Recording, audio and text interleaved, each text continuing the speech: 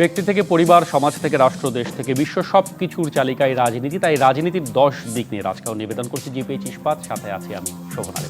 বাংলাদেশ নিয়ে আবারও দেশে বিদেশে ষড়যন্ত্র শুরু হয়েছে। যারা সত্যিকারের বাংলাদেশে বিশ্বাসী, যারা জোর গলায় বলতে পারে সবার আগে বাংলাদেশ, সেই দলকে, সেই নেতাকে তারা দূরে সরিয়ে রাখতে চাচ্ছে। কোনো দল বা কারো নাম উল্লেখ না করে নতুন বছরের প্রথম দিন বুধবার এমন আশঙ্কা পোষণ করে বিএনপি মহাসচিব মির্জা ফখরুল ইসলাম আলমগীর বলেছেন, এই সংকটের একমাত্র সমাধান একটি গ্রহণযোগ্য নির্বাচন। তিনি বলেন, সংস্কারের নাম করে আমরা এমন কিছু হতে দিতে পারি না যা গণতন্ত্রকে বিঘ্নিত করবে।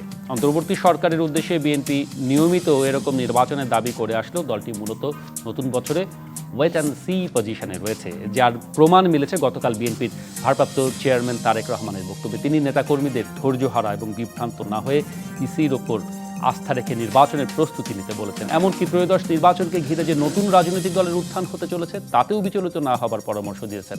তবে এক্ষেত্রে উল্টো জাতীয় পার্টি দলটি বলছে যে দেশে যেভাবে নব্য ফ্যাসিবাদ এবং নব্য বৈষম্য মাথাচাড়া দিয়ে উঠেছে, তাতে অন্তর্বর্তী সরকারের পক্ষে সুষ্ঠু নির্বাচন করা কতটা সম্ভব তা নিয়ে জাতীয় পার্টির সন্দেহ রয়েছে। শুধু তাই নয়, অন্তর্বর্তী সরকার সংস্কার দিতেও সক্ষম হবে না বলে মনে করছে দলটি। সংস্কার, নির্বাচন ইস্যু সহ রাজনীতিতে কেন এত সন্দেহের ভাইরাস? এসব নিয়ে আলোচনায় আজ রাজকাহন স্টুডিওতে আমাদের সাথে যুক্ত হচ্ছেন বিএনপির ভাইস চেয়ারম্যান আতাউর রহমান ঢালী, আছেন সাবেক প্রতিমন্ত্রী জাতীয় পার্টির নেতা গোলাম সরওয়ার মিলন এবং আছেন জাতীয় সমাজতান্ত্রিক দল জেএসডি সাধারণ সম্পাদক শহীদ উদ্দিন মাহমুদ স্বপন। তিনজনকেই স্বাগত জানাচ্ছি আমাদের আজকের আয়োজনে। শহীদ উদ্দিন মাহমুদ স্বপন, শুরুতে যদি আপনার কাছে যাই, যে ঐক্য নিয়ে জুলাই আগস্টের এত বড় একটা গণ অভ্যুত্থান 2024 শেষে 25-এ শুরুতে এসে সেই ঐক্য এখনো অটুট আছে কিনা ছাত্র জনতা এবং বিশেষ করে রাজনৈতিক দলগুলোর মধ্যে, নাকি নানামুখী ষড়যন্ত্র, যে কথা আমরা কিছুটা বলার চেষ্টা করলাম, সন্দেহ আসলেই প্রভাব ফেলছে এবং ফেলবে সামনের রাজনীতিতে? হ্যাঁ, ধন্যবাদ আপনাকে আলী ভাই, মিলন ভাই, আপনাদেরকে শুভেচ্ছা। যে প্রশ্নটি করেছেন, ঐক্য, যে প্রশ্নে আমাদের ঐক্য তৈরি হয়েছে গত 15.5 বছরের ফ্যাসিবাদ বিরোধী লড়াই এবং বৈষম্য বিরোধী ছাত্র আন্দোলনের মধ্য দিয়ে যেটি জাতির সামনে প্রকাশ্যে দৃশ্যমান হয়েছে, সে ঐক্যের জায়গায়, লক্ষ্যের জায়গায় কোনো পরিবর্তন হয়েছে অথবা ঘাটতি হয়েছে এটা আমি মনে করছি না। কিন্তু এটি বাস্তবায়ন প্রক্রিয়াটা কেমন হবে তা নিয়ে ভিন্নতা আছে রাজনৈতিক দলসমূহের মধ্যে। যেমন আমরা গণতন্ত্রের যে আন্দোলন সংগ্রাম লড়াই আমরা যারা 31 দফার ভিত্তিতে করেছিলাম, তারা যেমন ফ্যাসিবাদকে হটিয়ে নতুন একটি রাজনৈতিক ব্যবস্থাপনা তৈরি করবার কথা বলেছি, একই সাথে অর্থাৎ ফ্যাসিবাদ হটাবো এবং ফ্যাসিবাদী শাসন ব্যবস্থাকে হটাবো। এই লক্ষ্য কিন্তু আমাদের 31 দফার এক দফার যে ছিল সেই দফার ভেতরেও কিন্তু এই কথা দুটি লেখা আছে। সুতরাং 24-এর যে আন্দোলন, যেখানে রাষ্ট্র সংস্কারের কথা বলা হয়েছে এবং ফ্যাসিবাদকে হটানো হয়েছে, এই দুটোর ভিতরে আমি দারুণ একটি ঐক্য দেখতে পাই। এবং এর মধ্য দিয়ে আরেকটি যেটি ভীষণটা সামনে এসছে, সেটি হচ্ছে যে মানুষের রাজনীতির প্রতি যে অনাস্থা, বিমুখতা, আন্দোলন সংগ্রামের প্রতি কিছুটা অনাস্থার জায়গাটা তৈরি হয়েছিল, যেটি 15.5 বছর এই ফ্যাসিবাদকে টিকিয়ে রাখার ক্ষেত্রে সহায়তা করেছে মূলত, সেই ভাতটা ভেঙে গিয়ে ছাত্র জনতা এই ফ্যাসিবাদকে হটানোর জন্য যে সংগ্রামে নেমেছে, এতে রাজনীতির প্রতি মানুষের যে আগ্রহের জায়গাটা তৈরি হয়েছে।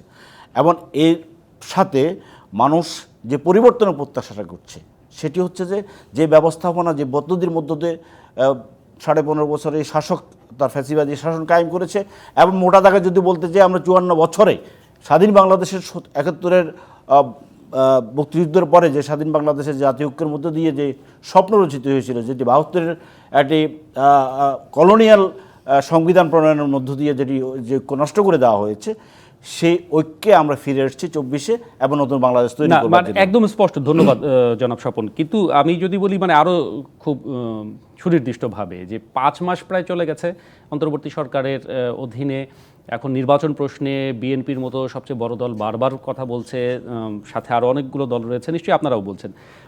কিন্তু সম্প্রতি জুলাই ঘোষণাপত্র নিয়ে যে প্রসঙ্গটি এসেছে বৈষম্য বিরোধী ছাত্রদের পক্ষ থেকে, সেই প্রশ্ন কি সবাই এক জাতীয় ঐক্যের জায়গায় এক প্ল্যাটফর্মে রয়েছে কিনা? এর আগে জাতীয় ঐক্যের ডাকে প্রধান উপদেষ্টা ডাকে সবাই এক হয়েছিলেন, এখনও কি একই অবস্থান দেখছেন? আমি 2025-এর সামনে আরও 12টি মাস পড়ে আছে, নির্বাচন কবে হবে সেটি নিয়েও এক ধরনের বিভ্রান্তি কিংবা ধোঁয়াশা রয়েছে? হ্যাঁ হ্যাঁ, না, আমরা 24-এ যেভাবে জাতীয় ঐক্য দেখেছি, আমরা প্রতিবেশী একটি রাষ্ট্রের আমাদের উপরে যেভাবে যে আক্রমণাত্মক যারা নীতি গ্রহণ করেছে তার প্রশ্নে আমরা যেভাবে জাতীয় ঐক্য দেখেছি, আমাদের যে রাজনীতির যে গুণগত পরিবর্তনের যে জাতীয় ঐক্য আমরা 24-এ তৈরি করেছিলাম, সেইটির জায়গায় আমি যেটি বলছি যে আমাদের ভিন্নতা জায়গা আছে, কিন্তু এই জায়গায় সমাধানের পথও আছে। সেটি হচ্ছে যে আমরা কোন কোন বিষয়ে সংস্কারটা করতে রাজি আছি। আমরা 31 দফা দিয়েছি যুগপৎ আন্দোলনে, আমাদের তো অনেকগুলো ঐক্যমত্য আছেই যারা গণতান্ত্রিক আন্দোলনের শক্তি ছিলাম। ছাত্র জনতা বৈষম্যের বিরুদ্ধে লড়াই করেছে, এক বৈষম্যের বিরুদ্ধে লড়াই দিয়ে কিন্তু সমস্ত দফা চলে আসে। সে লড়াইয়ের লক্ষ্য হচ্ছে একটা বৈষম্যমুক্ত সমাজ তৈরি করবার। আমরা যে দফাগুলো দিয়েছি তার ভিতরেও নতুন রাষ্ট্র তৈরি করবার কথা বলেছি। সুতরাং সেই জায়গায় আমরা কমন মিনিমাম যেসব জায়গায় ঐক্যমত্য তৈরি করতে পারি সমস্ত স্টেক হোল্ডার যারা আছি, সেই ভিত্তিতে আপনি জুলাই ঘোষণাপত্র তৈরি হতে পারে, সেটি হলো ঐক্য। আমার সমস্ত দাবি নিয়ে জুলাই ঘোষণাপত্র বা বিএনপির সমস্ত দাবি নিয়ে অথবা ছাত্রদের সব দাবি নিয়ে কিন্তু এই ঘোষণাপত্র তৈরি হওয়ার কথা না। সুতরাং যে সমস্ত বিষয়ে আমরা ঐক্যমত্য পোষণ করবো সকলে মিলে, সেই জায়গায় প্রেক্ষিতটা কী ছিল, কি আমরা করেছি এবং কি করতে চাই ভবিষ্যতে, সেই নতুন বাংলাদেশের স্বপ্ন যেটি আমরা দেখিয়েছি, সেই বাংলাদেশ গড়বার জন্য কোন পদ্ধতিতে আমরা চলবো সে বিষয়ে আমাদের ঐক্যমত্য গড়ে তোলা দরকার। এখানে একটু কথা আছে যেটা নির্বাচন এবং সংস্কার দুইটিকে মুখোমুখি করা হচ্ছে। আমরা পরিষ্কার এটি ব্যাখ্যা করতে এইভাবে চাই যে নির্বাচন এবং সংস্কার দুটো মিলিয়েই কিন্তু আগামীর বাংলাদেশ, সুতরাং একটিকে বাদ দিয়ে আরেকটি নয়। আজকে একটা কথা বলে তারেক রহমান সাহেব তার আজকের একটা বক্তব্য আমি দেখলাম যেটি উনি বলতে চেয়েছেন রাষ্ট্র রাজনীতি এবং রাজনৈতিক দলগুলোর গুণগত পরিবর্তনের জন্য সংস্কার এবং নির্বাচন প্রয়োজন। আমি সাধুবাদ জানাই তার এই বক্তব্যের জন্য, এবং এর মধ্য দিয়ে আমরা যারা নির্বাচন এবং সংস্কারকে মুখোমুখি দাঁড় করাতে চাই, আমাদের যে ঐক্য সেই বাদভাগ সেই ঐক্যকে বন্যার আঘাতে বিধ্বস্ত করতে চাই, ষড়যন্ত্র চক্রান্ত তৈরি করবার সুযোগ তৈরি করতে চাই, সেই জায়গা থেকে বেরিয়ে এসে আমরা এই প্রশ্ন যদি ঐক্যমত্য তৈরি করতে পারি যে কতটুকু সংস্কার আমাদের দরকার এবং এর ভরে আমাদের যে নির্বাচনের যে রোড ম্যাপ মানে কবে হবে সেগুলো তৈরি করতে পারলেই আমার মনে হয় আমাদের যে অপশক্তি বা ফ্যাসিস্ট যারা পালিয়ে গেছে, যাদের অস্তিত্ব এখনো এখানে বিরাজ করছে, তাদের অর্থ লুটপাট সব ষড়যন্ত্র এখানে আছে, সেটিকে মোকাবেলা করা সম্ভব। একদম স্পষ্ট। ধন্যবাদ। আপনি সব শেষ যে বাক্যটি বলেছেন মানে ষড়যন্ত্রের দিকে ইঙ্গিত করেছেন, সেটি নিয়ে আসবো আপনার কাছে। জনাব গোলাম সারওয়ার মিলন, মানে সামনে নির্বাচন সেটি কবে হবে, কিভাবে হবে? নির্বাচন কমিশন ইতিমধ্যে খসড়া ভোটার তালিকা প্রকাশ করেছে। সব মিলিয়ে জাতীয় পার্টির পক্ষ থেকে মানে কমিশনের উপর আপনাদের আস্থা কতখানি? কমিশনকে সবসময় অনাস্থার একটি জায়গায় আমরা গত 15-16 বছর 20 বছর ধরে দেখে এসেছি। সেই জায়গায় মানুষের মনের কিংবা দৃষ্টিভঙ্গি সংস্কার হয়েছে কিনা? ধন্যবাদ শোভন আরিফ, আমার প্রিয় সঞ্চালক, আপনাকে ধন্যবাদ। আপনাকে আমার অগ্রজ আমার প্রিয় আতাউর রহমান ঢালী এবং স্বপন ভাই দুইজন সমালোচক এবং অগণিত দর্শক শ্রোতাকে নববর্ষের ইংরেজি নববর্ষের প্রীতি এবং শুভেচ্ছা।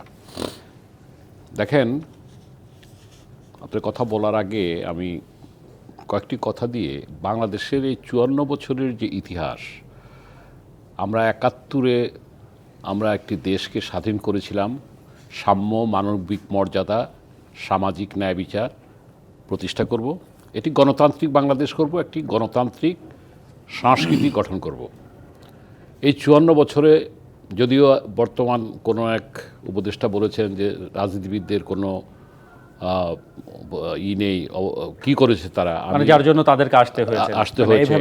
এটা আমি প্রতিবাদ জানাই এই কারণে, কারণ রাজনীতিবিদদের কারণেই কিন্তু আজকে হয়তো রাজনীতিবিদদের ত্রুটি বিচ্যুতি আমরা ঐক্যমত হতে পারি না, যেটা আপনি আপনার প্রসঙ্গে বলেছেন, সেটা তো আমাদের মধ্যে আছে। 24-এর যে গণ অভ্যুত্থান কিংবা 71-এর মুক্তিযুদ্ধের চেতনা এবং 24-এর গণ অভ্যুত্থানের আকাঙ্ক্ষা নিয়ে আমরা আগামীর বাংলাদেশকে সাজাতে চাই। এখন আপনি সন্দেহ দেখছেন, ষড়যন্ত্র দেখছেন এবং সেই মাধ্যমে এই ভাইরাসটা আমাদের মধ্যে ছড়াচ্ছে কিনা। এখানে একটি কথা বলি আপনাকে, দেখেন, কিংবা আমার দেখাটাও সঠিক কিনা, মানে রাজনীতিবিদ হিসেবে আপনি কি মনে করেন? হ্যাঁ, সেটাই, আপনি যেটা আপনার দেখাটা সঠিক বলবো এই কারণে, মানুষের মনে শঙ্কা, মানুষের মনে অনিশ্চয়তা, প্রথমত সে মুদ্রাস্ফীতির কারণে, দ্রব্যমূল্যের ঊর্ধ্বগতির কারণে, আইন শৃঙ্খলা পরিস্থিতির অবনতির কারণে আজকে সে আর্থিক এবং সামাজিকভাবে পারিবারিকভাবে সে একটা অনিশ্চয়তায় ভুগছে। সুতরাং এই জিনিসটাকে প্রথমে অ্যাড্রেস করতে হবে। আচ্ছা, এখানে বলি, দেখেন 71-এ মানে যে পরিবর্তনটা হয়েছিল, পরবর্তীতে যে জাতীয় ঐক্য হওয়ার কথা ছিল সেটা কিন্তু হয় নাই, এই ইতিহাস জানেন, ৭৫-এর একটা জাতীয় ঐক্যের সৃষ্টির মাধ্যমে কিন্তু মুক্তিযুদ্ধ হয়েছিল। এবং মুক্তিযুদ্ধ যদিও রাজনৈতিক নেতৃত্ব হয়েছিল, কিন্তু রাজনৈতিক নেতৃত্ব হলেও সেদিন কিন্তু বঙ্গবন্ধু শেখ মুজিবুর রহমান প্রত্যক্ষভাবে কিন্তু উনি কিন্তু কৌশলগত কারণে হোক তিনি আত্মসমর্পণ করেছিলেন। কিন্তু একজন অচেনা major Zia, major Zia do hereby declare on behalf of the Bangabandhu Sheikh Mujibur Rahman, উনি কিন্তু স্বাধীনতাটা ঘোষণা করেছিলেন। আমি কথাটা বলছি, রাজনীতিবিদরা হয়তো জিনিসটা এগিয়ে দেয়, গোল করে কিন্তু অন্যজন। আমাদের দেশের ইতিহাসে সেনাবাহিনী সেদিন, আজকের এই ইস্ট বেঙ্গল রেজিমেন্টের সেনাবাহিনী সেদিন একটা ভূমিকা রেখেছিল, আমার দেশ স্বাধীন হয়েছে। আপনার ৭৫-এর পরিবর্তন দেখেন, কোনো রাজনৈতিক দল কিংবা নেতারা কিন্তু পরিবর্তন করতে পারেন না। এই যে আমার ভাই আছে জাসদ, তখন বিরোধী দল ছিল, জাসদ করতে পারে নাই। ৭৫-এর একটা পরিবর্তন হলো, একটা শেখ মুজিবুর রহমান পারিবারিকভাবে তিনি নিহত হলেন, সেখানে কিন্তু সেনাবাহিনীর ভূমিকা ছিল। তারপর ৭ই নভেম্বর ইতিহাসের আরেকটি মোড়। তারপরে ধরেন ৯০ যে একটা আন্দোলন হলো, আমি কি পয়েন্টগুলি বলছি এই কারণে, এই জায়গায় দেখেন এইখানে কিন্তু যদিও ছাত্র জনতা কিন্তু ভূমিকা রেখেছে, ৭ই নভেম্বর সিপাহীরা কিন্তু সেদিন একটা আধিপত্যবাদের বিরুদ্ধে ষড়যন্ত্রে তারা করেছিল ৭ই নভেম্বরে। ৯০তেও কিন্তু ছাত্র আন্দোলন করেছে, কিন্তু সেদিন যদি সেনাবাহিনী যদি এরশাদ সাহেবের থেকে মুখ ফিরিয়ে না দিত তাহলে কিন্তু ক্ষমতার পরিবর্তন হতো না। এইবারও ২৪-এ যে গণ অভ্যুত্থানটা হলো, আজকে যেভাবেই বলেন, জেনারেল ওয়াকারকে আপনারা যেভাবেই সমালোচনা করেন, আজকে এই ছাত্রদের অভ্যুত্থানটা দেখেন, এখানে কিন্তু বিএনপি ১৫ বছর মাঠে থাকা বিরোধী দল হিসাবে অনেক গুম খুন, অনেক নির্যাতন শিকার হয়েছে, কিন্তু তারা কিন্তু গোলটা করতে পারে নাই। গোলটা করেছে কিন্তু ছাত্ররা। সুতরাং ছাত্রদেরকে আমাদের তাদের অভ্যুত্থানের সেই চেতনাকে ধন্যবাদ। সংক্ষেপে যদি বলেন, আমি সেটাই বলতেছি, এই যে তাদের আকাঙ্ক্ষা, এই আকাঙ্ক্ষা বাস্তবায়ন করতে গিয়ে তারাও যদি, আপনি যেটা বললেন যে আমাদের অনেক দল থেকে, জাতীয় পার্টি সহ অনেক দল থেকে আজকে ফ্যাসিবাদের মতো যদি এরাও আচরণ করে, কাউকে যদি কোনো দলকে সংলাপে ডাকা হয় কিংবা কোনো কাউকে যদি অনুমতি না দেওয়া হয়, এটা যেমন অন্যায়, কিংবা যদি বলা হয় যে অমুককে নিষিদ্ধ করো, কিংবা প্রোক্লামেশন করতে গিয়ে ৭১কে ম্লান করে দেওয়া। সুতরাং আমি যেটা বলতে চাই, ৭১কে আমরা যেমনিভাবে স্মরণ করব, ঠিক ২৪কে স্বীকার করতে হবে কি, যে গুণ খুম হয়েছে, যে আমি আর দাবি নির্বাচন হয়েছে, এর বিরুদ্ধে আজকে আমাদেরকে এমনই একটা ব্যবস্থা করতে হবে যাতে করে আগামীতে একটি সুন্দর নির্বাচন হয়। আমি শেষ কথা বলতে চাই, আপনি যে বললেন নির্বাচন কমিশনের উপর আস্থা রাখতে পারি কিনা, অতীত বলে নির্বাচন কমিশন কিন্তু সেভাবে ভূমিকা পালন করে নাই, সরকার যেটা বলে সেটাই করে। এইবার মানুষ আস্থা রাখতে চায়, এই কারণে কতটুকু পারবে আমি জানি না, কারণ বর্তমান সরকারকে আমরা ব্যর্থ হতে দিতে চাই না। কিন্তু ব্যর্থ না হলেও আজকে দেখেন ছাত্ররা কি বললো, রাষ্ট্রপতির অপসারণ চাইলো, তারা সেটা পারলো না। তারা কি করলো, এই কদিন আগে ডাকলো কি বলে, তারা প্রোক্লেমেশন কিংবা ঘোষণাপত্র দিবে জুলাই বিপ্লবে, কিন্তু তারা সেটা করতে পারলো না। যদি কি কারণে, সরকার দিবে। আমি যেটা লাস্ট কথাটা বলতে চাই, এদেরকে মানে বড়দেরকে মানতে হবে, আমরা তাদের অনুভূতি প্রসঙ্গে আপনার কাছ থেকে আরো বিস্তারিত শুনবো। ধন্যবাদ গোলাম সারওয়ার মিলন। আতাউর রহমান ঢালী, মানে আপনাদের নেতা বিএনপি মহাসচিব আজকেও বলেছেন যে বাংলাদেশে আবার চক্রান্তের খেলা শুরু হয়েছে। ইনি ৩১ তারিখও প্রায় একই সুরে তিনি কথা বলেছিলেন, আজকে ২ তারিখে এসব বললেন। এবং সবশেষ বিষয়টি তিনি বলেছেন যে এটি গ্রহণযোগ্য সুষ্ঠু নির্বাচন হলেই এই ষড়যন্ত্র চক্রান্ত কিংবা সন্দেহটা থেমে যাবে কিনা, নাকি মানে নির্বাচনটা আসলে কি পরিবর্তন ঘটাবে? ধন্যবাদ আপনাকে, ধন্যবাদ আমার অত্যন্ত প্রিয় গোলাম সারওয়ার মিলন এবং শহীদউদ্দিন স্বপন। আসলে এটা দীর্ঘ রাজনৈতিক ইতিহাস, পৃথিবীর রাজনৈতিক ইতিহাস যদি আপনি পর্যালোচনা করেন, তাহলে দেখবেন সঠিক রাজনীতির পাশাপাশি ষড়যন্ত্রের রাজনীতি কিন্তু সবসময় ছিল। ১০০ বছর পূর্বে বলেন, সেই গ্রিকে বলেন, সেই ওসমানিয়া সাম্রাজ্যে বলেন, এবং বাংলাদেশের দেখেন স্বাধীনতা যুদ্ধের বিরুদ্ধেও কিন্তু সেই সময় এক ধরনের প্রচ্ছন্ন ষড়যন্ত্র ছিল। ইভেন কি স্বাধীনতার পক্ষের শক্তির ভিতরেও কলকাতাতে বসে ষড়যন্ত্র হয়েছে একজন আরেকজনের বিরুদ্ধে। তো এইটা স্বাধীনতার পরে ৭২ সালের পরেও দেখেন ষড়যন্ত্র বিভিন্নভাবে, যেমন আওয়ামী লীগ জাসদকে ষড়যন্ত্রকারী দল হিসাবে ব্লেম করেছে, আবার জাসদ বলেছে যে এরা একটা জাতীয় সরকার না করে ষড়যন্ত্রের মুক্তিযুদ্ধের যে চেতনা, জাতীয় মুক্তিযুদ্ধের বিপ্লবী যে বীজ আমরা বপন করেছিলাম, বিপ্লবের যে বীজ বপন করেছিলাম, সেই বীজ থেকে আওয়ামী লীগ দূরে সরে গেছে। তো এই যে ষড়যন্ত্রের যে আপনি কথাটা, এটা সঠিক রাজনীতিটা যত বেগবান হবে ততই ষড়যন্ত্র কমে যাবে। না, কিন্তু আবার ঐতিহাসিক ধারা পরম্পরা এটি থেকেও যাবে। থেকে যায়, কিন্তু ষড়যন্ত্রটা প্রাধান্য কখন নেয়? যখন দেশে রাজনৈতিক শূন্যতা বিরাজ করে, যখন রাজনীতিবিদরা ভুল করেন, তখন ষড়যন্ত্র প্রাধান্য পায়। তা আমি মনে করি এই মুহূর্তে ষড়যন্ত্রকারীরা তো কোনো সময় চুপ করে বসে থাকে না, এখনও আছে। আমি মনে করি আমাদের ভিতরে এই যে আপনি যেটা ঐক্যের কথা বলছিলেন, যে আমরা ঐক্যের আলোচনার মধ্য দিয়ে কিন্তু এই সরকার গঠিত হয়েছে, এটা কোনো অনৈক্যের এখানে ছিল না। আমরা দেখেন সাধারণ যে সংস্কার, এই সংস্কারের ক্ষেত্রে আমাদের ঐক্য আছে। নির্বাচন কমিশনের মানে সঠিকভাবে পরিচালনা করার আমাদের আছে। বিচার বিভাগের, শাসন বিভাগ, অর্থ বিভাগের মধ্যে ভারসাম্য রক্ষার জন্য আমাদের ঐক্যমত আছে। তারপরে বিভিন্নভাবে আমরা বিভিন্ন আলোচনার ঐক্যমত আমাদের আছে। আবার এখানে দ্বিমতও আছে কিছু, যেমন সেটি দ্বিমত না সন্দেহ, এইটি নিয়ে আরেকটু আমি এখনো সন্দেহের জায়গায় যাব না। আচ্ছা, আমি বলবো যে দ্বিমত থাকতেই পারে। যেমন একটি দল বা একটি গ্রুপ বারবার বলছে যে আমরা সংস্কার শেষ করে মানে সংস্কার শেষ করে কিন্তু এটা তাদের অত্যন্ত ভুল ধারণা। সংস্কার একটা চলমান প্রক্রিয়া। সংস্কার তো শুরু হয়েছে সেই মানুষের জন্মের থেকে, আদিম যুগ থেকে সংস্কার শুরু হয়ে সেই আমরা পাথরের যুগ, পলিলিথিক যুগ থেকে আরম্ভ করে এই আধুনিক ডিজিটাল যুগে আসছি, সংস্কার চলছে। এরপরে কি সংস্কার আছে আমরা জানি না। এখন আর্টিফিশিয়াল ইন্টেলিজেন্স, ন্যানো যুগে আসি, এরপরে কি হবে আমি জানি না।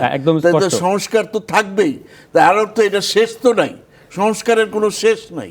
তো কাজেই সংস্কারকে পাশাপাশি রেখে এখন সবচেয়ে বড় প্রয়োজন, দেশে একটি নির্বাচিত সরকার প্রয়োজন। এই নির্বাচিত সরকার আসলে এই ধরনের সন্দেহের অবকাশগুলো অনেকটাই কমে যাবে। এতে করে সুস্থ রাজনীতির যে বিকাশ, সেটা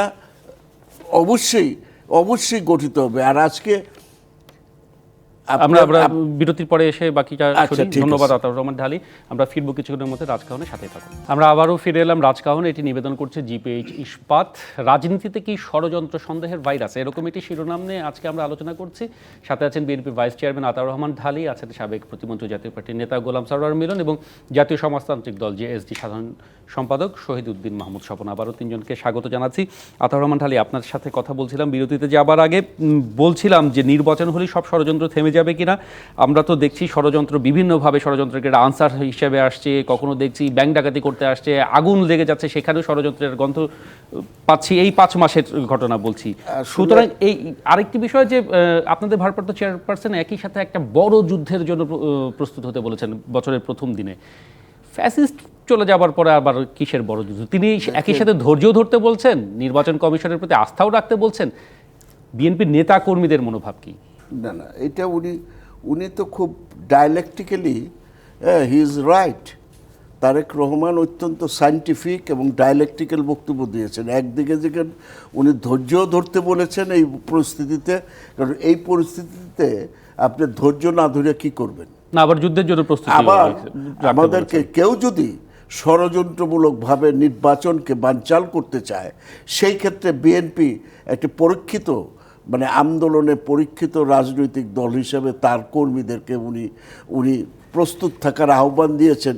এইটা আমার মনে হয় সেনাবাহিনীর প্রধান যা করেন, ওনাদেরকে, তার বাহিনীকে উনি ধৈর্য ধরতে বলেন এবং যে কোনো আক্রমণকে মোকাবেলার প্রস্তুতি। আমার প্রশ্ন যে তার নির্দেশনা খুবই পরিষ্কার, কিন্তু মাঠে যারা কাজ করছেন, এই দীর্ঘ সময় যারা বঞ্চিত থেকেছেন, অবহেলিত হয়েছেন, বিএনপির নেতারা, কর্মীরা, তাদের মনোভাবটা কি? তারা কি ধৈর্য ধরে এতটা সময় পার করার পরে আরো কিছুদিন ধৈর্য থাকবে কিনা? বিএনপির হেমিলনের বংশীবাদক তারেক রহমান, এই বাঁশির যখন ফু আসবে তখন দেখবেন এই সমস্ত দ্বিধা দ্বন্দ্ব কাটিয়ে সব আবার রাজপথে নেমে আসছে। বিএনপি এইরকম একটি রাজনৈতিক দল এবং পরীক্ষিত রাজনৈতিক দল। আজকে ওই যে প্রক্লেমেশন না কি করবে বলে, আর পৃথিবীর ইতিহাসে তো কোনো ঘটনা ঘটার আগে প্রক্লেমেশন করতে হয়। আমাদের স্বাধীনতা মুক্তিযুদ্ধের সময় যে 10ই জানুয়ারি আমরা যে ঘোষণা দিয়েছিলাম 10 এপ্রিলে 10ই এপ্রিল, এপ্রিলে, হ্যাঁ। হ্যাঁ, স্বাধীনতা যেটা ঘোষণাপত্র। 17ই এপ্রিল কার্যকরী হয়েছে, equity, justice and human dignity, যেটার ভিত্তিতে সংবিধান রচিত হয়েছে। তা আপনারা এই যে জুলাই 36, এই July 36 is it a revolution? No, এটা একটা বৃহৎ গণ অভ্যুত্থান। রেভুলেশন হইলে একটা রেভুলেশনারি পার্টির নেতৃত্বে রেভুলেশন হয়, এবং সেই রেভুলেশনারি পার্টি একটা দিক নির্দেশনা থাকে, একটা আদর্শ থাকে, একটা মতাদর্শ থাকে, এবং সেই রেভুলেশনারি পার্টি ক্ষমতায় আসে। কিন্তু আমাদের এখানে কি সেই রেভুলেশন হয়েছে? ওরা বলে নতুন স্বাধীনতা। আরে বাংলাদেশের মুক্তিযুদ্ধের উপর বড় কোনো 1000 বছরে বাঙালির ইতিহাসে এত বড় ঘটনার নাই, এরপরে আবার কিসের যুদ্ধ? সে আমরা এখন মুক্তিযুদ্ধের ধারাবাহিকতায় আছি। হ্যাঁ, অগাস্ট মাসে আমরা বিশাল একটা অভ্যুত্থান সংগঠিত করেছি ছাত্রদের নেতৃত্বে, এবং এই 16 বছরের আন্দোলন সংগ্রামের প্রক্রিয়ায় আমাদেরকে এখন নতুন প্রজন্মের রাজনীতিকে ধারণ করতে হবে, এবং যেইটা অতীতে আমরা বারবার ব্যর্থ হয়েছি, সেই ব্যর্থতাকে কিন্তু আমাদের ব্যর্থতার পিছনে ফিরে দেখার সেটি থেকে এক ধরনের নিজেদের মধ্যে সংস্কার নিশ্চয় করতে হবে। একটা জিনিস মিলন একটা চমৎকার কথা বলছে, যে শহীদ প্রেসিডেন্ট জিয়াউর রহমান যে ঘোষণা দিয়েছিলেন, স্বাধীনতার প্রক্লেমেশন করেছিলেন, এইটার একটা কারণ হচ্ছে, দেখেন 25শে মার্চ কিন্তু রাজনীতির পলিটিক্যাল অ্যাসপেক্টটা কিন্তু সেদিন শেষ হয়ে যায়, এবং জিয়াউর রহমানের ঘোষণা ছিল military aspect of the independence, এবং এই ঘোষণার পরেই কিন্তু মানুষের ভিতরে মানে দারুণভাবে ঠিক একই দেখেন 3 জুলাই যখন সেনাবাহিনী বলল যে না, আমরা জনগণের উপর আক্রমণ করব না, সেদিনই কিন্তু সেদিনই কিন্তু অভ্যুত্থান সংগঠিত হইল। অর্থাৎ মিলিটারি অ্যাসপেক্টটা প্রত্যেকটা আন্দোলনে, এরশাদের পতনের সময় এরশাদকে যখন সেনাবাহিনী বলল যে আমরা তোমার সাথে নাই, সেদিনই কিন্তু এরশাদের পতন হলো। এবং দেখেন শেখ মুজিবকে যে করুণভাবে হত্যা করা হলো, তারা কোথায় সেই অ্যাসপেক্টটা ছিল মিলিটারি অ্যাসপেক্ট। কাজে পলিটিক্সের সাথে, পলিটিক্যাল অ্যাসপেক্টের সাথে মিলিটারি অ্যাসপেক্টের যখন সম্মিলন ঘটে, তখনই কিন্তু একটা পরিবর্তন সমাজে হয়। ধন্যবাদ আতাউর রহমান ঢালী, একদম স্পষ্ট। শহীদুদ্দিন মাহমুদ স্বপন, আপনার কাছে যদি আসি, আবার একটু নির্বাচন প্রসঙ্গে ফিরে আসি, কারণ এই বছরটিতে আসলে নির্বাচন একটি বড় প্রেরণাক হবে রাজনীতির, সেটা সকলেই বলছেন। ধৈর্য এবং আস্থা আসলে নির্বাচন কমিশনের উপর কতটা, যেটা আমি গোলাম সারোয়ার মিলনের কাছে একবার জিজ্ঞেস করেছিলাম। আপনার দল কিংবা আপনার দলের কর্মীরা কিংবা সাধারণ মানুষের মনের কথা আপনারা কতখানি বুঝতে পারছেন? ধন্যবাদ আপনাকে। নির্বাচন কমিশন বাংলাদেশে কখনো একটি সুষ্ঠু নির্বাচন করবার এককভাবে ক্ষমতাশালী, দায়িত্বশীল এবং প্রাতিষ্ঠানিক প্রতিষ্ঠান হিসাবে গড়ে ওঠে নাই। আমাদের যে নির্বাচন কমিশন, এটাকে যত ক্ষমতায়ন করেন, যত সুষ্ঠু নির্বাচন করবার সমস্ত কিছু যাই করবেন না কেন, রাষ্ট্রীয় ক্ষমতায় কোন শক্তিটি আছে তার উপর নির্ভর করবে নির্বাচন কমিশন কি আচরণটি করবে। না, তাহলে মানে আপনার অন্তর্বর্তী সরকারের প্রতি এক ধরনের আস্থা আনতে হবে। আমি সে কথা বলছি। হ্যাঁ, আমাকে অন্তর্বর্তীকালীন সরকার নিরপেক্ষ, নির্দলীয়, অংশগ্রহণমূলক একটা নির্বাচন আয়োজন করবার ডিসিশন যখন নেবে, বা কেয়ারটেকার সরকার যখন অতীতে নিয়েছে, তখনই নির্বাচন কমিশন সেই আয়োজনটা সম্পন্ন করবার ক্ষেত্রে সেই আচরণটা করে। আর তা না হলে নির্বাচন কমিশন কি করতে পারে? গত 15 বছরে আমরা অনেক অনেক অনেক নামি দামি নির্বাচন কমিশনার, প্রধান নির্বাচন কমিশনের নাম শুনেছি। কি নির্বাচনটা হয়েছে, কীভাবে হয়েছে আমরা দেখেছি। সুতরাং এই কমিশনের উপর শুধু নির্ভর করে না, এই কমিশনের উপর নির্ভর করবে আরও অনেক বছর পরে যদি আমরা গণতান্ত্রিক প্রক্রিয়া অব্যাহত রাখতে পারি এবং নির্বাচন কমিশন প্রাতিষ্ঠানিক প্রতিষ্ঠান হিসেবে গড়ে ওঠে। তখনই আমি যে নির্বাচনের বিষয়টি করছি একটু আপনাকে শেয়ার করতে চাই, সেটি হচ্ছে যে আজকে নির্বাচন এবং সংস্কার নিয়ে যে কথাটা আসছে, এই জায়গাটায় ফোকাল করতে চাই। যদি আপনি শুধু একটি নির্বাচন নিয়ে যে দাবিটি আসছে নানা দিক থেকে, আবার সংস্কার ছাড়া নির্বাচন নয় এই দাবিটিও আসছে, সেই ক্ষেত্রে কতগুলা মৌলিক বিষয় আপনি যদি সংস্কার না করে নির্বাচন করেন, তাহলে অতীতের 3-4টা নির্বাচনের ভালো ইতিহাস তো আমাদের আছে না? 90-এর নির্বাচনের কথা বলি আমরা, 2001-এর কথা বলি, 96-এর কথা বলি, অনেকগুলো নির্বাচনের কথা বলি। সেই নির্বাচনগুলোর পরে আমাদের যে ঐক্যমত্য তৈরি হয়েছিল, সেই ঐক্যমত্য পরবর্তী সময়ের সরকারগুলো দ্বারা নির্বাচিত ক্ষমতা আসছেন, কিন্তু সেই রক্ষা করতে পারেন নাই। অর্থাৎ যে গণতন্ত্রের জন্য লড়াই হয়েছিল, সেই গণতন্ত্র নির্বাচিত সরকার গণতন্ত্র উপহার দিতে পারেন নাই। তাহলে আজকের জুলাই অভ্যুত্থানের মধ্য দিয়ে সেই কথাটাই আমাদেরকে স্মরণ করিয়ে দিচ্ছে যে অতীতে যেসব ঐক্যমত্য তৈরি হয়েছিল, সেই ঐক্যমত্য রক্ষা করবার ক্ষেত্রে, তৈরি করার ক্ষেত্রে রাজনৈতিক দলগুলো ভূমিকা রেখেছিল, রক্ষা করবার ক্ষেত্রে যারা নির্বাচিত হয়ে ক্ষমতায় গিয়েছেন তারা সেই রক্ষা করেন নাই। তাহলে আপনি কি করবেন? আপনি আজকে সংবিধানের যে জায়গাগুলো সংস্কার করবার দরকার, যেগুলো আপনাকে ফ্যাসিস্ট সরকার হিসাবে, ফ্যাসিস্ট শক্তি হিসাবে তৈরি করবার ক্ষেত্রে সহযোগিতা না করতে পারে, সেই ক্ষমতা কাঠামোর যে বিন্যাস সংবিধানে আছে, সেগুলো আপনাকে রিপেয়ার করতে হবে, পুরো সংস্কার করতে হবে।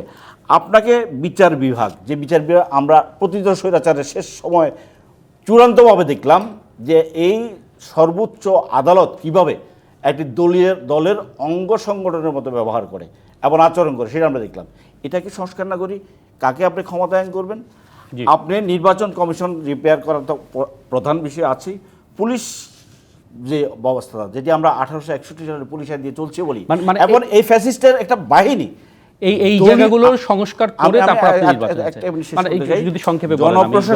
যে জনপ্রশাসন আপনি দেখছেন এখন সচিবালয়ে কি ঘটছে, প্রতিদিন আন্দোলন সংগ্রাম করছে রাজপথের মতো, এগুলোকে বহাল রেখে এটির কোনো রিপেয়ার না করে, এর কোনো সুষ্ঠু ব্যবস্থাপনা না এনে, শুধুমাত্র নয়, এটাকে একটা জায়গায় না এনে কোনো নির্বাচন করবারও কোনো সুযোগ নেই।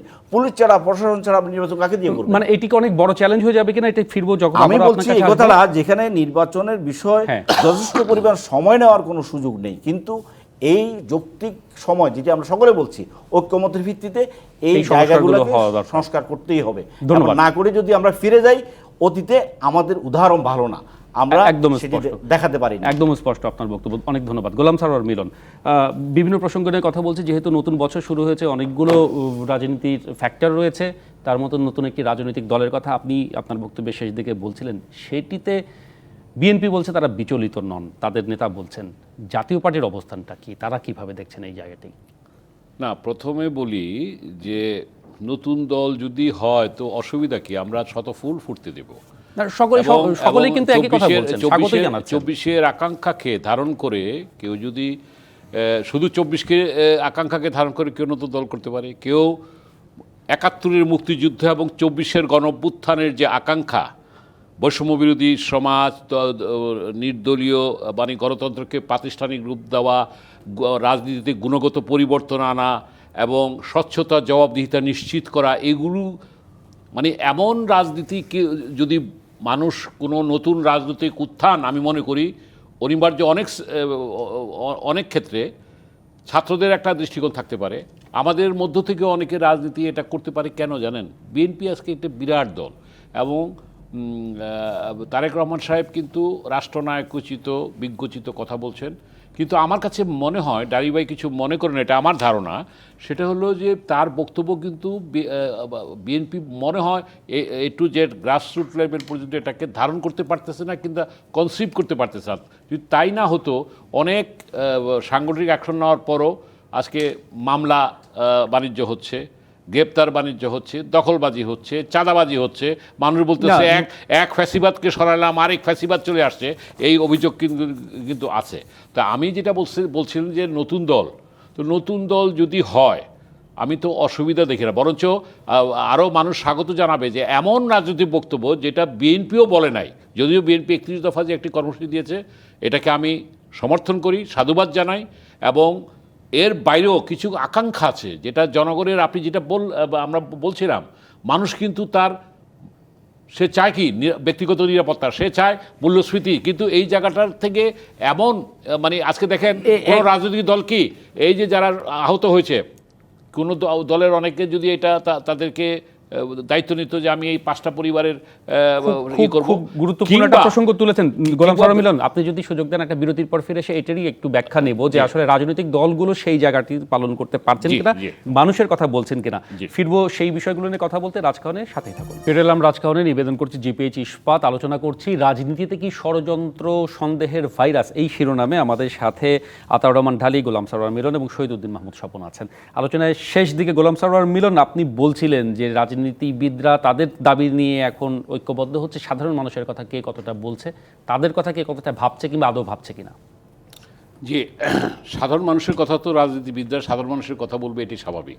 এবং রাজনীতিবিদরা কিন্তু দ্রব্যমূল্যের কথা, আইন শৃঙ্খলার কথা বলছে। প্রশ্নটা হলো যে সে দাবি আদায় হচ্ছে কিনা সাধারণ মানুষের মধ্যে, এই প্রশ্ন থাকবে নিশ্চয়ই। কিন্তু এইটা দ্রব্যমূল্য বলেন, মূল্যস্ফীতি বলেন, আইন শৃঙ্খলা বলেন, এটা তো নির্ভর করে গভর্নেন্সের উপর, সরকারের উপর, যারা সরকারে গদিনাসীন থাকে। এই জায়গাটায় তাদের সীমাবদ্ধতা আছে, এই জায়গাটা তারা এখনও সেই পারফরমেন্স দেখাতে পারেনি। আমি ব্যক্তিগতভাবে আমরা জনগণ চাই যে ডক্টর ইউনূসের সরকার সফল হোক, কিন্তু তাদের যে উপদেষ্টা পরিষদ আছে এই জায়গায় একটা গুণগত পরিবর্তন আনা উচিত এই নতুন বছরের প্রত্যাশা মানুষের। আরেকটি কথা বলি যে আপনি দেখেন এই 25 সালে আমরা চাই যে একটা বিচার প্রথমে হোক যারা গণহত্যায় জড়িত ছিল, কিন্তু বিচার না হলে, সংস্কার না হওয়া পর্যন্ত মানে নির্বাচনই হবে না। হ্যাঁ, এই বিচার হতে 5 বছর লাগবে, তাই বলে কি নির্বাচন বসে থাকবে? সুতরাং বিচার শুরু করা যেতে পারে। এবং আমি আপনারা এখানে বলে গেছিলাম যে এই 2024-এর পার্লামেন্টকে আপনি অ্যাবডো করে দেন, যারা কেউ নির্বাচন করতে পারে। তাতে হবে কি, যারা বিচারের যে উদ্দেশ্যে বলতেছে যাতে বিচার না করেই হোক, না করে তাদের নির্বাচন করা সম্ভব না, তাহলে এই জায়গাটা অনেকই হয়ে যাবে। 2 নম্বর হচ্ছে প্রয়োজনীয় সংস্কার হতেই হবে। এই জায়গায় কিন্তু আমরা সবাই ঐক্যমত যে বিএনপি যতই বলুক যে সংস্কার চলমান প্রক্রিয়া কিংবা করবে, তো এটা ঠিক আছে, সংস্কার তো একবারই শেষ হবে না। থার্ড হচ্ছে সুস্পষ্ট একটা রোডম্যাপ থাকা দরকার, যেটা ডক্টর ইউনূস সাহেব বলছেন 26-এর মধ্যে করবেন। তো আমি যেটা বলতে চাই লাস্ট লাইনে, যে আমাদেরকে, আপনি বলছিলেন যে নির্বাচন হলে কি সমাধান হবে কিনা, অ্যাকচুয়ালি নির্বাচন হওয়ার আগে প্রয়োজনীয় সংস্কারটা অবশ্যই হতে হবে, একদম স্পষ্ট, এটাই হলো মূল কথাটা। এবং আমরা একটা রিকনসিলিয়েশনের মাধ্যমে একটা এটাকে কি বলে ইনক্লুসিভ নির্বাচনের দিকে গেলে এই 24-এর অভ্যুত্থানের আকাঙ্ক্ষাটা বাস্তবায়ন হবে। না হলে এই শুধু একটি দল হবে কেন, আমি মনে করি, কেন ক্ষমতা থেকে দল হবে কেন, ক্ষমতার বাইরে থেকে যারা জনগণের আকাঙ্ক্ষাকে পূরণ করার জন্য দল করবে তাদেরকে জনগণের স্বাগত জানা উচিত। অনেক ধন্যবাদ গোলাম সরোয়ার মিলন। শহীদউদ্দিন মাহমুদ স্বপন, আপনিও বলছিলেন প্রয়োজনীয় সংস্কার খুবই জরুরি, সেটি নিশ্চয়ই মানে বিএনপি সহ সকলেই এটি স্বীকার করে, কিন্তু মানে আপনার দলের পক্ষ থেকে কোনো নির্দিষ্ট সময়সীমা রয়েছে কিনা? সকল দলই কিন্তু তার নিজস্ব সময়সীমা বলছে, যৌক্তিক সময় বলছে, যৌক্তিক সংস্কারের কাঠামো বেঁধে দিচ্ছে। আপনারা কি ভাবছেন? না, আমরা সুনির্দিষ্ট সময়ের কথা তো আমরা সেভাবে বলছি না। যৌক্তিক সময়ের কথা সকলে যেমন বলছে, আমরা সে কথাই বলছি। আমরা বলছি যে এই সংস্কারগুলো আমি যেটা উল্লেখ করলাম, যে এই সংস্কারগুলো যদি না করা হয় তাহলে শুধুমাত্র ক্ষমতার হস্তান্তর হবে, ক্ষমতার রূপান্তর হবে। কিন্তু আমরা যে ষড়যন্ত্র সন্দেহের কথা বলছিলাম, সেগুলো কি বাড়বে কিনা? ক্ষমতার হস্তান্তরের রাজনীতি 54 বছরে অনেকবার হয়েছে। ক্ষমতার রূপান্তরের রাজনীতিটা করবার জন্য 24-এর গণ অভ্যুত্থান সংগঠিত হয়েছে। এটিকে ধারণ করবার ক্ষেত্রে আমরা এই চেতনাকে তরুণ প্রজন্ম বলেন আর অভ্যুত্থানের সমস্ত নায়কদের প্রত্যাশার কথা বলেন, এটিকে যদি ধারণ করতে না পারি তাহলে কিন্তু আগামী দিনের রাজনীতিতে আমাদের আবার আবার ফিরে আসতে হবে। আমি একটা কথা বলতে চাই যে জনগণের রাজনীতির কথা যেটি আপনি প্রসঙ্গ এনেছেন, বাংলাদেশের জনগণের রাজনীতি করবার ক্ষেত্রে আমাদের দলের এবং আমাদের একটা বক্তব্য আছে, সেই বক্তব্য শেয়ার করতে চাই। সেটি হচ্ছে শুধুমাত্র রাজনৈতিক দলের নেতৃত্ব এবং কর্তৃত্ব এবং শাসন এর মধ্য দিয়ে কিন্তু জনগণের রাজনীতি বা ক্ষমতায়ন নিশ্চিত করা যায় না, কারণ সমস্ত জনগণ কিন্তু রাজনৈতিক দলের সদস্য নয়।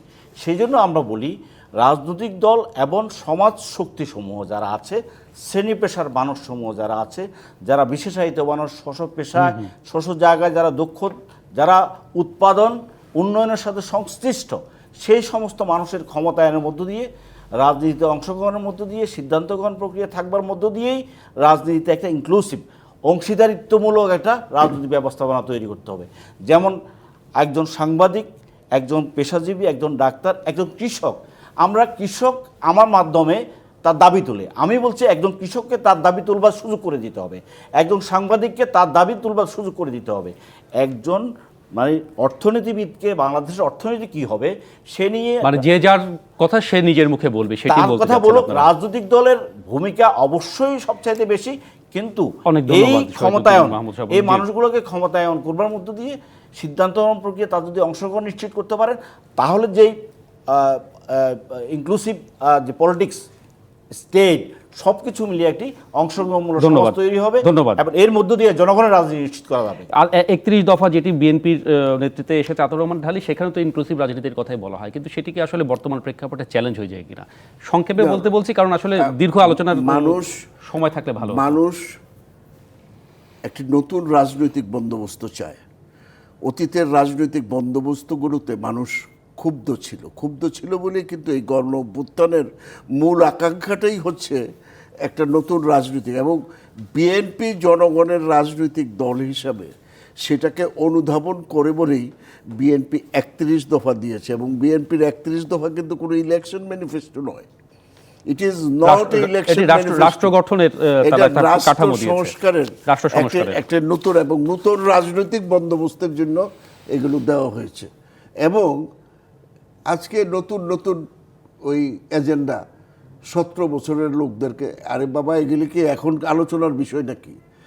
তুমি 17 বছরের লোকেদের ভোটার আনাইব, এখন 84 বছরের বৃদ্ধকে আমরা বাদ দিব কিনা, ওইটা এখন আলোচনার বিষয় তো না। এটা পরবর্তীতে তো আলোচনা করা যায়। তাহলে এই যে এই ধরনের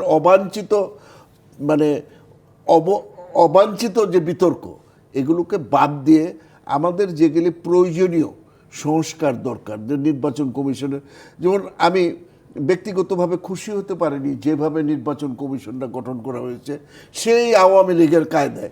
কারা কারা আসতেছে কেউ জানে না, কোনো মিডিয়া জানে না, কোনো আলোচনা হয় নাই। সেই আরপিও সেই মানে আইনিত হয়েছে, তাহলে সেটা সেই পদ্ধতিটার তো একটা পরিবর্তন আসলে মানুষের মনে কিছুটা হলেও শান্তি আসতো, এই নির্বাচন কমিশনের উপর আস্থা আসতো।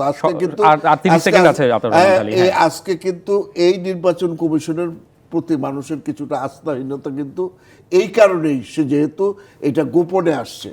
আমরা আশা করব এই যে গণহত্যার যে বিচার, এবং একটা কথা চমৎকার বলছে, অ্যাবডো করেন যারা এই বিচারের ভিতরে থাকবে, যারা আর্থিক দুর্নীতির সাথে জড়িত ছিল, তাদেরকে নির্বাচনে অংশগ্রহণ করতে দেওয়া যাবে না। এটা একদম স্পষ্ট। মানে এই জায়গায় আপনাদের ঐক্যমত একদম অনেক অনেক ধন্যবাদ আতাউর রহমান ঢালী। বিশ্বাস করি যত ষড়যন্ত্রই হোক, নতুন বাংলাদেশের পথে আমরা এগিয়ে যাচ্ছি, এবং বিএনপি বিশ্বাস করে তারেক রহমানের নেতৃত্বে এই বাংলাদেশ নতুন বাংলাদেশ হিসেবে প্রতিষ্ঠিত। একদম স্পষ্ট। অনেক ধন্যবাদ আতাউর রহমান ঢালী, গোলাম সারোয়ার মিলন এবং শহীদুদ্দিন মাহমুদ স্বপন। ধন্যবাদ জানাতে চাই যারা আমাদের সাথে ছিলেন। এই ছিল আমাদের আজকের রাজকাহনে। আগামী সপ্তাহে রাত 10টায় নতুন রাজকাহন নিয়ে ফিরবো। থাকুন টিভির সাথে।